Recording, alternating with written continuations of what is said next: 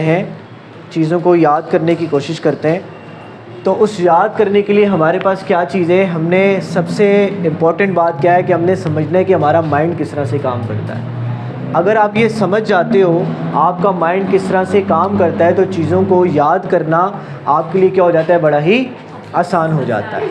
अच्छा, मैंने आपको एक मिसाल दी थी। आप फ़र्ज़ कीजिए कि आपके पास वक्त की बेहतरीन कार मौजूद है, ठीक है, जिसके अंदर हर तरह की फ़ैसिलिटी मौजूद है। वो बड़ी तेज़ी के साथ सफ़र कर सकती है, बहुत तेज़ी के साथ आपको आपकी डेस्टिनेशन पर पहुंचा सकती है। लेकिन मसला क्या है कि जब आप उसको ड्राइव करने के लिए निकलते हो तो आप 2 बंदे कार के अंदर बैठते हो, बाकी 3 बंदे पीछे से क्या लगा रहे होते हो, उस कार को धक्का लगा रहे होते हो अपनी डेस्टिनेशन पर जाने के लिए। अब देखिए, अगर आप इस तरह का तर्ज़ अमल कर रहे हो तो बताएं कि आप कार के साथ क्या सलूक कर रहे हो। तो ये जो आपका तर्ज़ अमल है, ये क्या कहा जाएगा इस तर्ज़ अमल को आपके? आप कार के साथ क्या रवैया अख्तियार कर रहे हो? कार आपकी चल सकती है, फ़ौरन से डेस्टिनेशन पे लेके जा सकती है, लेकिन आप इस तरह से क्या कर रहे हो, उस कार की तज़लील कर रहे हो। क्या कर रहे हो? आप उस कार को, उसकी वक़्त को नहीं पहचान रहे। सबसे अच्छा यूज़ केस क्या था कि आप कार में बैठते, आप कार को, इंजन को ऑन करते और गाड़ी को आप चलाते और फाइनली आप अपनी डेस्टिनेशन पर पहुंच जाते। लेकिन मसला क्या है कि हमें कार को चलाना आएगा तो हम चलाएंगे ना, अगर कार चलाने ही नहीं आएगी तो हम चला नहीं पाएंगे। ठीक है, तो आज की वर्कशॉप है जो सारी की सारी इसी हवाले से है कि हमने किस तरह से ये सीखना है कि हमारा माइंड किस तरह से क्या करता है, काम करता है।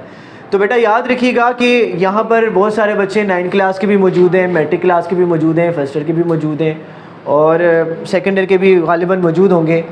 तो याद रखिएगा कि भाई ज़िंदगी में अगर बेटा कुछ आप क्या करना चाह रहे हैं, कुछ तरक्की करना चाह रहे हैं, कुछ आगे की तरफ मूव करना चाह रहे हैं, तो याद रखिएगा कि जिस तरह से आपके पास कामयाबी की कीमत होती है, इसी तरह से नाकामी की भी कीमत होती है। और आप ये बात जान के हैरान होंगे कि कामयाबी की जो कीमत होती है नाकामी से बहुत ज़्यादा कम होती है। कामयाबी की कीमत क्या होती है? नाकामी से बहुत ज़्यादा कम होती है। किस तरह से? देखें, फ़र्ज़ करें कि अगर आप क्या करते हैं, लिमिटेड टाइम ऑफ रेफरेंस आपको जो फ्रेम दिया गया है, आप इसमें 5-6 महीने जो आपके पास अवेलेबल है, इसमें आप क्या करते हैं, प्रिपरेशन करते हैं, अच्छे से पढ़ते हैं, पढ़ने के बाद आप एक अच्छा स्कोर हासिल कर लेते हैं। अच्छा स्कोर हासिल करने के बाद क्या होगा, उस कामयाबी को आप सारी ज़िंदगी सेलिब्रेट करेंगे। लेकिन अगर मिसाल के तौर पर आप मेहनत नहीं करते, आप क्या करते हैं, जो आपको काम दिया जाता है आप प्रॉपर वक्त में नहीं करते, आप अपना सारा वक्त क्या करें, सोशल मीडिया पे ज़ाया करें, तो होगा क्या, आपका वो टाइम ज़ाया हो जाएगा और आपको सारी ज़िंदगी इस नाकामी का क्या रहेगा, आपको दुख रहेगा, आपको पछतावा रहेगा। और याद रखिएगा कि दुनिया की सबसे बड़ी जो सज़ा है ना, वो क्या है, वो किसी टीचर की पनिशमेंट नहीं है, वो माँ बाप की डांट नहीं है। ठीक है, सबसे बड़ी सज़ा क्या है? पछतावा। काश मैं ये काम कर लेता, मेरे पास टाइम था लेकिन मैंने ये काम नहीं किया। तो ये जो पछतावा है फिर सारी ज़िंदगी इंसान के साथ क्या रहता है, वो चलता है। तो लिमिटेड टाइम है बेटा, इसमें हमने क्या करना है, ज़्यादा से ज़्यादा चीज़ों को क्या करना है, हमने गेट करना है। अक्सर मैं ये बात बताता हूँ बच्चों को, एक वाक़या है हज़रत मूसा अलैहिस्सलाम का, हज़रत शुएब अलैहिस्सलाम का, वो बड़ा इंस्पायरिंग वाक़या है। वाक़ये में क्या है कि हज़रत शुएब अलैहिस्सलाम के पास हज़रत मूसा अलैहिस्सलाम क्या करते थे, बकरियां चराया करते थे, रेवड़ को पाला करते थे। अब वंश क्या होता है कि एक उसमें से बकरी निकल के जंगल की तरफ चली जाती है और जंगल की तरफ जब जाती है तो वहाँ पर हज़रत मूसा अलैहिस्सलाम को अभी नबूवत नहीं मिली थी, एक नॉर्मल से इंसान थे, एक गरीब से नॉर्मल से इंसान थे। तो जैसे ही वो जंगल में उस बकरी के पीछे जाते हैं, पाँव में चप्पल भी नहीं है, कांटे भी लग रहे हैं, पत्थर भी लग रहे हैं, सारे पाँव जो हैं लहू लुहान हो चुके हैं, और फाइनली जब क्या करते हैं, उस बकरी को जाके पकड़ते हैं। देखिए, अगर हम अपनी नेचर की बात करें, हम क्या करेंगे, जब इतना कोई बंदा हमें सताएगा, ठीक है, या छोटा भाई आपके साथ जा रहा हो, वो शरारत करके क्या हो, वो बाहर निकल जाए और आपको बहुत ज़्यादा गलियों में 2-3 गलियाँ आपको घुमा दे, तो आपने क्या करना है, मेरा भाई क्यों निकल गए थे, आपने क्यों अपने आप को थका दिया, ऐसा तो नहीं होगा ना। आप क्या करोगे, आप 2-3 थप्पड़ ज़रूर लगाओगे। तो फिर जो जानवर है उसकी तो बात ये लगे। लेकिन हज़रत मूसा अलैहिस्सलाम का रिप्लाई बड़ा कमाल का था। आप कहते हैं, बकरी को मुखातिब करके कहते हैं कि अल्लाह की मखलूक, तूने अपने ऊपर ये जुल्म क्यों किया, अपने आप को तूने अजियत क्यों दी। बात समझा रही की? अब ये रिप्लाई सुनना था, ये जुमला उनका कहना था, हालांकि खून पाँव से निकल रहा है, इतनी अजियत, इतनी मुशक्क़त काट के आए हैं। तो अल्लाह ताला फरिश्तों को हुक्म देता है आसमान पे कि इस बंदे को आप क्या कर लें, नबूवत के लिए आप मुंतखब कर लें, क्योंकि ये वो राइट पर्सन है जो कि इस काम के लिए क्या है, बड़ा ही मौजू है। तो कहने का मतलब क्या है कि आपके जो एक्शंस होते हैं वो आपके फ्यूचर को, वो आपकी तकदीर को क्या कर रहे होते हैं, डिटरमाइन कर रहे होते हैं, वो बना रहे। आपका आज का एक स्टेप आपके आने वाले फ्यूचर को क्या कर रहा है, बना रहा है। अब देखें, आप ज़िंदगी में बेटा आप कंप्यूटर स्टडीज़ करने जा रहे हैं, आप मेडिकल पढ़ने जा रहे हैं, आप कोई भी काम करने के लिए जा रहे हैं ना, तो याद रखिएगा कि अगर आपको पता लग जाए कि आपका माइंड किस तरह से काम करता है, तो आप यकीन कीजिए आपके लिए स्टडी बहुत आसान हो जाएगी। आपके लिए चीज़ों को सीखना, चीज़ों को समझना, चीज़ों को एक नेक्स्ट लेवल पे लेके जाना बहुत ही ज़्यादा आपके लिए क्या हो जाएगा, आसान हो जाएगा। तो इसी पूरी वर्कशॉप में हमने क्या करना है, इसी हवाले से हमने बात करनी है कि किस तरह से हमारे पास हमारा माइंड किस तरह से काम करता है। कि भाई न्यूरो साइंस की लाइट में हमने देखना है, कोग्निटिव साइकोलॉजी की बुनियादों पर हमने देखना है कि किस तरह से चीज़ें क्या करती हैं, काम करती हैं। और ये सारी की सारी वर्कशॉप आप कह लें कि काफ़ी इंटेंस आपके लिए रिसर्च पर बेस है।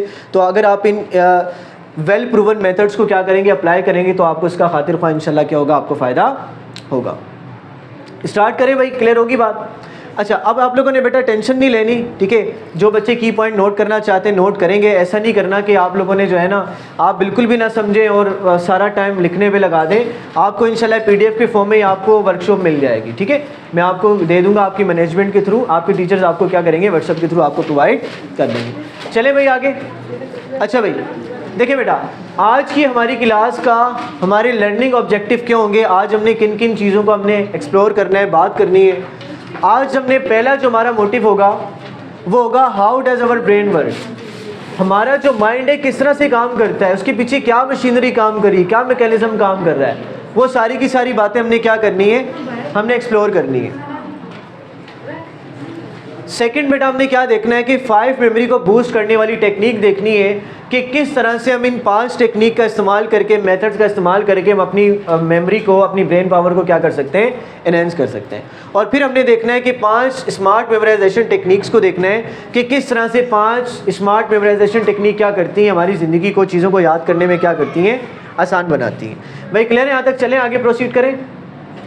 ठीक हो गया, कोई सवाल तो नहीं है यहाँ तक?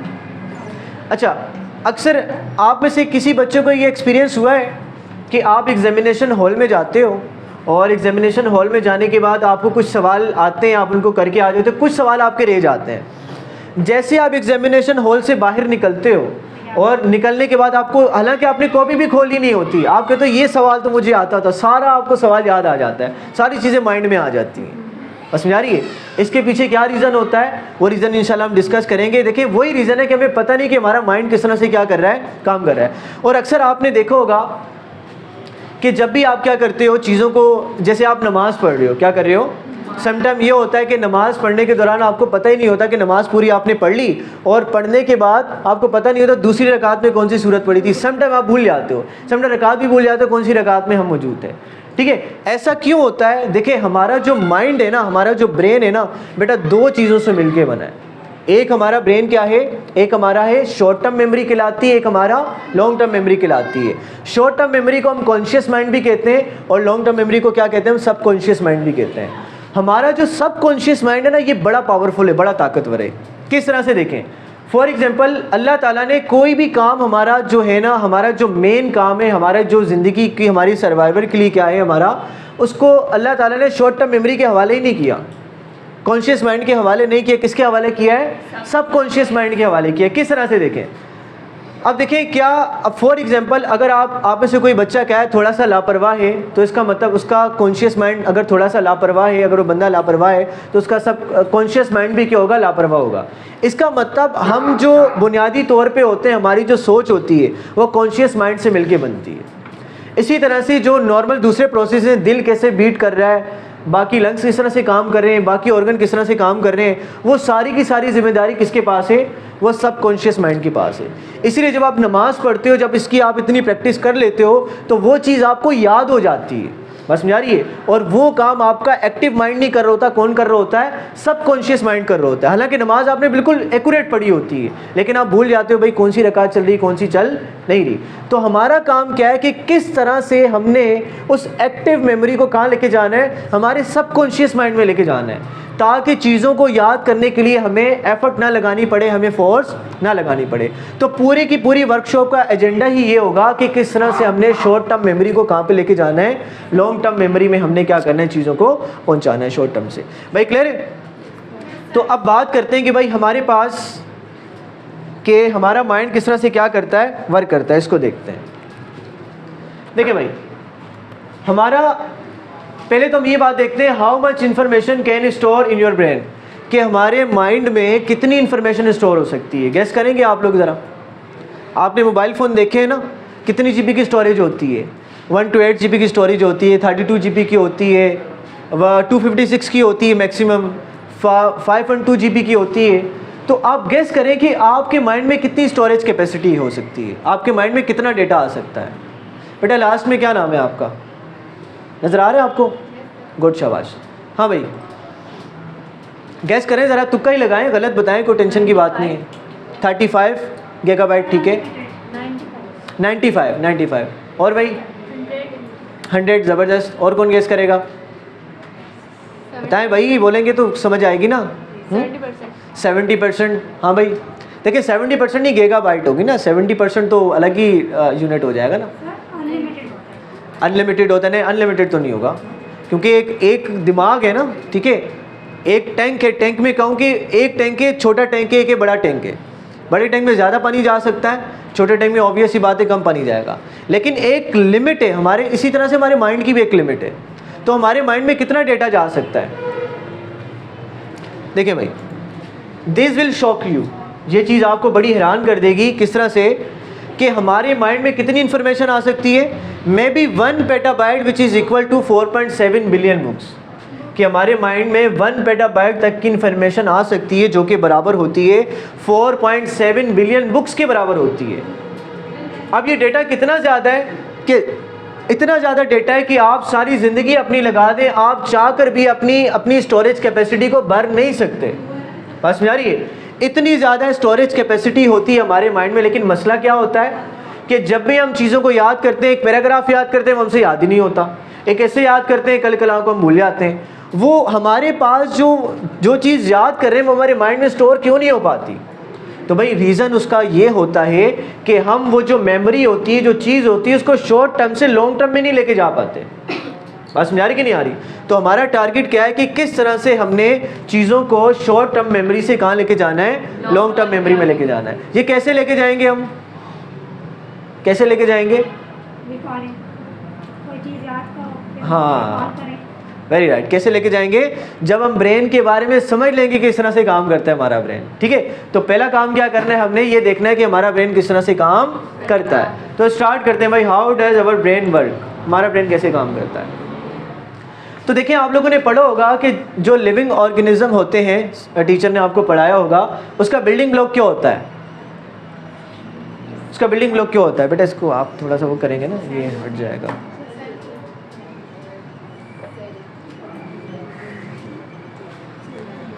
ठीक है भाई, सेल, वेरी राइट। क्या होता है हमारे पास? सेल लिविंग ऑर्गेनिज्म का बिल्डिंग ब्लॉक होता है, कि जो कि डिफरेंट सेल मिलके क्या बनाते हैं, एक पूरी ह्यूमन बॉडी को डिफरेंट पार्ट्स में उसको क्रिएट करते हैं। इसी तरह से हमारा जो ब्रेन होता है ना, उसका बिल्डिंग ब्लॉक क्या होता है? क्या होता है? वेरी गुड, क्या होता है? न्यूरॉन, वेरी राइट, शाबाश। तो हमारे ब्रेन का जो बिल्डिंग ब्लॉक होता है वो कौन होता है? न्यूरॉन्स होता है। Neurons are the building block of our brain and we have 86 billion neuron. कि एक एवरेज बंदे के पास कितने बिलियन न्यूरॉन्स होते हैं? 86 बिलियन न्यूरॉन्स होते हैं एक एवरेज बंदे के पास, ठीक है। अब ये न्यूरॉन्स करते क्या है, देखिए भाई, neuron connect and form links. ये सारे के सारे न्यूरॉन्स क्या होते हैं? आपस में कनेक्ट होते हैं और लिंक्स बनाते हैं डिफरेंट तरीके के। किस तरह से लिंक बनाते हैं देखें। When we learn something new, neurons connect with each other. They form set of links into the long term memory. ये न्यूरॉन्स आपस में कनेक्ट होते हैं और हमारी लॉन्ग टर्म मेमोरी में क्या करते हैं? एक लिंक क्रिएट करते हैं, ठीक है। वीक सेट ऑफ लिंक्स बनाते हैं। जिस तरह से देखें, डिफरेंट तरह के न्यूरॉन्स हैं, ये आपस में क्या कर रहे हैं? इस तरह से आपस में कनेक्ट हो रहे हैं। Simple words store as a short set of link. जो सिंपल वर्ड्स होते हैं वो बिल्कुल सिंपल लिंक्स की फॉर्म में क्या होते हैं? स्टोर होते हैं। जैसे यहाँ पर हम देखें, फ्रेंच में हाउस के लिए एक लफ्ज़ इस्तेमाल किया जाता है, कैसा, ठीक है। तो कैसा फ्रेंच में एक हाउस के लिए एक सिंपल सा वर्ड है। तो इसके लिए देखिए कितने सिंपल से लिंक आपके पास यहाँ पर बने। लेकिन अगर हम देखें ऑस्मोसिस के बारे में, देखिए लिखा हुआ है complicated link as more complex set of links. जो कॉम्प्लिकेटेड वर्ड होते हैं वो कम्प्लेक्स लिंक्स बनाते हैं। जिस तरह से आप देख रहे हैं, ऑस्मोसिस का एक थोड़ा सा डिफिकल्ट वर्ड है और एक कितने डिफिकल्ट सेट ऑफ लिंक्स बना रहा है। तो क्या पता लगा कि जब नई चीज़ सीख रहे हो तो आपके माइंड में क्या बन रहे हैं? लिंक्स बन रहे हैं, कनेक्शन बन रहे हैं, ताकि आपकी इस बात को क्या किया जाए, आपके माइंड में महफूज किया जाए। अब होता क्या है, देखें भाई आगे क्या होता है, हाउ न्यूरॉन्स कनेक्ट। ये न्यूरॉन्स कनेक्ट किस तरह से होते हैं आपके पास, all the neurons are connect with a little junction called synapse. ये सारे के सारे जो न्यूरॉन्स होते हैं एक छोटे से जंक्शन साइनेप्स के साथ क्या होते हैं, ये आपस में कनेक्ट होते हैं। साइनेप्स कुछ इस तरह से नजर आता है, यानी कि छोटे छोटे फिंगर्स की फॉर्म में क्या होते हैं, आपस में इनका कनेक्शन बना हुआ होता है। Whenever you think about something you have learned, small electrical signal travel along the set of link that you have created। जब भी आप क्या करते हो, उस चीज़ के बारे में सोचते हो जो आपने पढ़ी होती है, तो इन सेट ऑफ लिंक से क्या होता है, एक इलेक्ट्रिकल सिग्नल जाता है, पास होता है, ठीक है, जो कि बताता है कि भाई इस चीज़ को हमने क्या करना है, रिकॉल करके लेकर आना है। फिर आगे चलें, होता क्या है कि अब न्यूरॉन्स फिर ब्रेक हो जाते हैं। जब, अच्छा गेस करके मुझे बताएं, जब यहाँ से न्यूरॉन ब्रेक हो जाएंगे, जब इलेक्ट्रिकल सिग्नल जा रहे हैं और बीच में से कनेक्शन लॉस हो गया, तो इसका क्या इफेक्ट हमें देखने को मिलेगा। जैसे मैंने दिमाग को कमांड दी कि भाई आपने क्या करना है, आपने बायोलॉजी का वाला कॉन्सेप्ट मुझे याद करवाना है, उसका टेस्ट आ चुका है, ये सोल्यूशन मैंने लिखना है यहाँ पर। तो आप क्या करें, याद करने की कोशिश कर रहे हैं, शुरू की 2 लाइनें आपको याद आ गई, लेकिन बीच में से आप एक लफ्ज़ आप भूल के चले गए, तो ये हुआ क्या, वहाँ से सेट ऑफ लिंक क्या हो गया, आपका ब्रेक हो गया।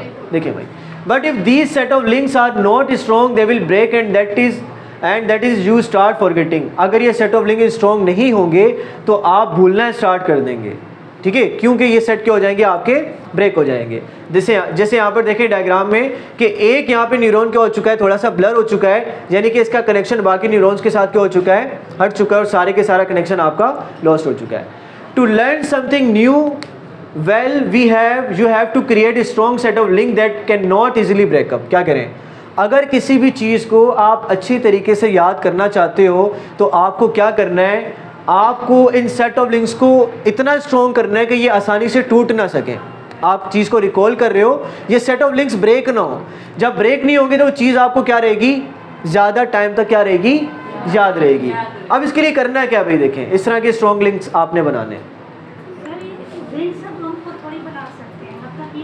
हाँ, ऑटोमेटिक सिस्टम बन रहा है। देखिए होता क्या है कि जब आपने कोई चीज़ नई सीखी ना, अब सेट ऑफ लिंक्स तो बन गए, लेकिन वो सेट ऑफ लिंक्स वीक हैं। अब हमने करना क्या है, डिफरेंट टेक्निक्स का इस्तेमाल करना है कि वो सेट ऑफ लिंक्स स्ट्रॉन्ग हो जाए। तब उनको स्ट्रॉन्ग करने के लिए कुछ प्रैक्टिसेस हैं, उन प्रैक्टिसेस को हम क्या करेंगे, अप्लाई करेंगे, टेक्निक्स को अप्लाई करेंगे, तो क्या होगा, वो सेट ऑफ लिंक्स मजबूत हो जाएंगे। जब मजबूत हो जाएंगे तो इलेक्ट्रिकल सिग्नल के पास होने की वजह से वो ब्रेकअप नहीं होंगे। जैसे एक वायर है ना, जैसे एक पतली सी वायर आप क्या करते हो, उसको सॉकेट में लगाते हो, वहाँ से आप एसी चला लो पतली सी वायर से, क्या होगा, थोड़ी देर के बाद वायर गर्म होकर क्या हो जाएगी, शॉर्ट सर्किट हो जाएगा। एसी चलाने के लिए, हैवी मशीनरी चलाने के लिए आपको क्या करना पड़ता है, मोटे डायमीटर की वायर लगानी पड़ती है, ठीक है, अच्छी क्वालिटी की वायर लगानी पड़ती है। तो यही काम माइंड के साथ भी करना है। अगर वो वायर क्या होगी, पतली होगी, जब इलेक्ट्रिकल सिग्नल जाएगा चीज़ों को रिकॉल करने के लिए, आप कहेंगे भाई ये वाला कॉन्सेप्ट ला के मुझे बता दो।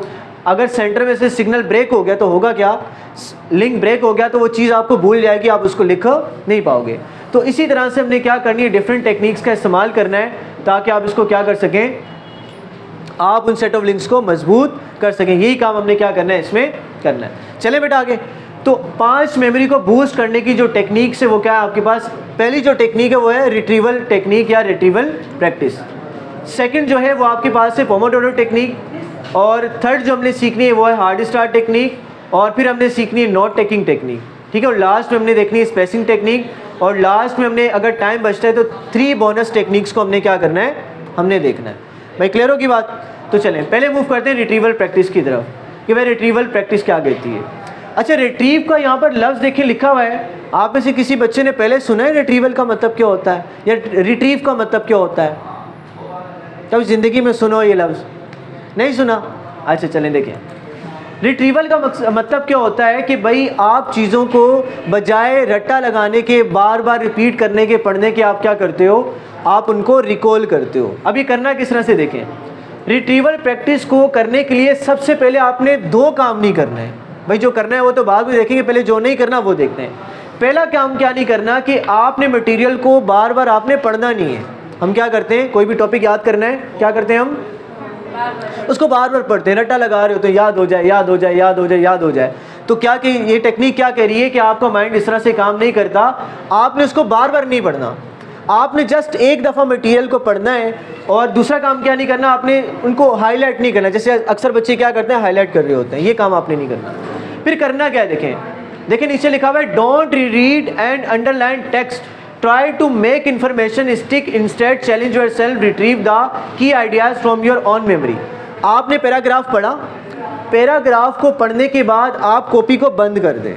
कॉपी को जब आपने बंद कर दिया, अब आप रिकॉल करने की कोशिश करें, रिट्रीव करने की कोशिश करें कि आपको क्या क्या की आइडियाज़ याद हैं। तो आपको क्या होगा, कुछ बातें याद आएंगी, कुछ बातें आपको याद नहीं आएंगी। आप अपने माइंड को चैलेंज करें कि भाई आपने काम करना है, मुझे वो चीज़ याद लाकर दिखानी है। तो होगा क्या, जब आपका माइंड उनकी आइडियाज़ को रिट्रीव कर रहा होगा, वापस लेकर आ रहा होगा, उसके बारे में सोच रहा होगा, वो जो सेट ऑफ लिंक्स बने थे, वीक वाले सेट ऑफ लिंक्स, वो क्या हो जाएंगे, वो स्ट्रॉन्ग होने स्टार्ट हो जाएंगे। बस समझ आ रही है? क्योंकि आप क्या कर रहे हो, क्रैमिंग के बजाय आप नए उसी पुराने लिंक से क्या करवा रहे हो, आप अपने माइंड को गुजार रहे हो। जैसे आपने देखोगा खेत होता है, खेत में जब आप क्या करते हो, एक नए खेत में जाना स्टार्ट करते हो तो वहाँ से जो फसल होती है वो थोड़ा सा आपको रास्ता देना स्टार्ट करती है।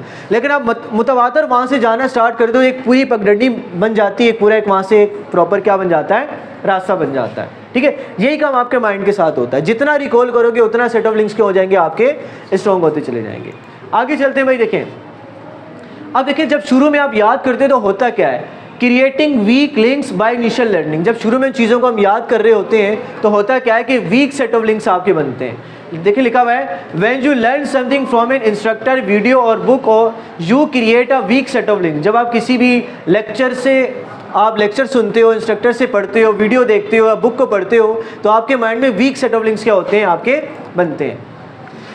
अब क्या करना है, इन सेट ऑफ लिंक्स को आपने स्ट्रॉन्ग करना है। कैसे, बाय टेस्टिंग योरसेल्फ, अपने आप को टेस्ट करना है आपने। किस तरह से, each time you retrieving it without looking at the answer, you strengthening those links. हर मर्तबा जब आप उस कॉन्सेप्ट को रिकॉल करवा रहे होते हो, आप उन लिंक्स को क्या कर रहे होते हो, बुनियादी तौर पे आप स्ट्रॉन्ग कर रहे होते हो, स्ट्रेंथन कर रहे होते हो। बात समझ आ गई बात। अब देखें, ये हमें समझ आ गया कि रिट्रीवल प्रैक्टिस इस बला का नाम है, उसको इस तरह से क्या करना है, हमने यूटिलाइज करना है, इसको हमने आगे लेके जाना है। अब हम ये देखते हैं कि भाई इसको डिफरेंट अपने सब्जेक्ट्स में कैसे अप्लाई कर सकते हैं। जैसे इंग्लिश में आपको क्या करना पड़ता है, इंग्लिश में आपको वोकेबलरी याद करनी पड़ती है, ऐसे ही है ना। तो इसको वोकेबलरी याद करने के लिए हम कैसे अप्लाई कर सकते हैं, देखें जो इस प्रैक्टिस को करने का मेथड नंबर 1 है वो है बाय फ्लैश कार्ड। किसके जरिए से, फ्लैश कार्ड के थ्रू। इसमें करना क्या आपने, if you learning new vocabulary test yourself with flash card. आपने क्या करना है, कार्डबोर्ड लेना है, आपके पास डिफरेंट घर में चीज़ें आती होंगी, गत्ते वगैरह, उसमें आपने ऐसा गत्ता लेना है, ऐसा हार्डशीट लेनी है जिसके दोनों तरफ लिखा जा सके। ठीक है, आपने उसको डिफरेंट पीसेस में कट कर, जैसे ताज आपने देखा होगा, उसके एक साइड पे क्या होता है, नंबर लिखा होता है, दूसरी साइड पे क्या होता है, इमेज बनी हुई होती है। तो आपने क्या करना है, एक साइड पे वर्ड लिखना है, दूसरी साइड पे उसका मीनिंग लिखना है। जितनी आपने वोकैबुलरी याद करनी है, आपने एक साइड पे वर्ड, दूसरी साइड पे क्या रखना है, आपने मीनिंग रखना है। एक दफ़ा आपने सारे का सारा क्या देख लिया, वर्ड्स क्या हैं आपके, मीनिंग्स क्या है, एक दफ़ा आपने पढ़ लिया, समझ लिया। उसके बाद अपने आप को टेस्ट करें कि भाई ये वर्ड है मेरे सामने, इसका मीनिंग क्या होगा। आप रिकॉल करें, हाँ इसका मीनिंग ये हो सकता है, ये हो सकता है। नहीं याद आ रहा, बहुत एफर्ट करने के बाद दोबारा इसका मीनिंग देख लें, फिर कार्ड को शफल करें। यही आप क्या करें, रिपीट करते चले जाएं। आप देखेंगे कि रट्टा लगाने के तरीके से जो चीज़ आपको याद होती थी, एक तो आपको याद चलती होगी, और जो याद होगी बहुत अच्छे तरीके तक, लॉन्ग टर्म तक, ज़्यादा टाइम तक आपके जहन में क्या रहेगी, वो बात आपकी महफूज रहेगी। समझ आ गई। तो पहले क्या करना है, आपने फ्लैश कार्ड मेथड का इस्तेमाल करना है। दूसरा क्या करना है, by solving problem on your own. जब आप मैथमेटिक्स को पढ़ने लगे, जब आप केमिस्ट्री को पढ़ने लगे, जब आप फिजिक्स की न्यूमेरिकल की प्रैक्टिस करने लगे, तो आपने क्या करना है, देखें टीचर ने आपको पढ़ा दिया, फिजिक्स के न्यूमेरिकल हो, केमिस्ट्री के न्यूमेरिकल हो, मैथमेटिक्स के न्यूमेरिकल हो, उसमें टीचर आपसे क्या कहता है, हमने काम तो कर लिया लेकिन आपने इसकी क्या करनी है, प्रैक्टिस लाजमी करनी है। तो प्रैक्टिस करने का सबसे बेस्ट तरीका क्या है कि आपने क्या करना है, आप सबसे पहले क्या कर लें, उस जो सवाल था आप शीट पे लिख लें। आप शीट पे लिखने के बाद खुद से सॉल्व करें। भाई आपने लेक्चर तो लिया ना, खुद से सॉल्व करने की कोशिश करें। आप देख रहे हैं कि आपने खुद से सॉल्व करने की कोशिश की, आप एक पॉइंट पर आके अटक गए, आप सोचें भाई इसके आगे क्या हो सकता है, क्या हो सकता है, क्या हो सकता है। अगर आपको फिर भी समझ में नहीं आ रहा, फिर आप की को देखें, फिर आप क्या करें, सोल्यूशन को देखें, और फिर सोल्यूशन को देखने के बाद दोबारा उस प्रॉब्लम पर आएँ, फिर आप उसको सोल्व करना स्टार्ट करें। फिर कहीं पे अटक जाएं तो दोबारा अपने की आइडियाज़ पर जाएं, लेकिन अपने माइंड को आपने क्या करना है, चैलेंज करना है कि भाई आप सारी चीज़ों को क्या करें, वक्तन फवक्तन क्या करें, आप रिकॉल करें। ये बात समझ में आ गई। चलें आगे, ज़बरदस्त। आगे तीसरा मेथड क्या है कि जब आप किसी मटेरियल को याद करने लगे, लेट्स से बायोलॉजी को आप याद करने लगे, इंग्लिश याद करने लगे हैं, फिजिक्स याद करने लगे, आपको थ्योरी याद करने हैं। थ्योरी याद करने के लिए भाई वही रिट्रीवल प्रैक्टिस आपने करनी है बाय रिकॉलिंग इंस्टेड रिपीटिंग। आपने रिकॉलिंग करनी है, आपने रिपीटिंग नहीं करनी। इसमें करना क्या है, when you reading close the book and try to recall as much as possible from the page और द चैप्टर। अगर आप क्या करने लगे, रीडिंग करने लगे, तो आपने क्या करना है, जितना हो सकता है आपने क्या करना है, रिकॉल करने की कोशिश करनी है जितना आपको याद आ रहा है। तो इस तरह से क्या होगा, आपके जो वीक सेट ऑफ लिंक्स बनेंगे वो स्ट्रॉन्ग हो जाएंगे और आपको जो चीज़ होगी बड़े अच्छी तरीके से आपको याद आपके माइंड में क्या हो जाएगी, स्टोर हो जाएगी। ठीक है भाई, तो यहाँ तो कोई मसला क्लियर है, गुड हो गया, शाबाश। चले भाई सेकंड टेक्निक की तरफ बढ़ने से पहले आपके पास 1 मिनट है, आप लोग क्या करें, जब तक जितना हमने अब तक पढ़ा है इसको आप क्या कर लें, मेंटली तौर पे रिवाइज कर लें। मेंटली तौर पर आप इसको रिवाइज कर लें कि भाई अब तक ये चीज़ हम कवर करके आ चुके हैं।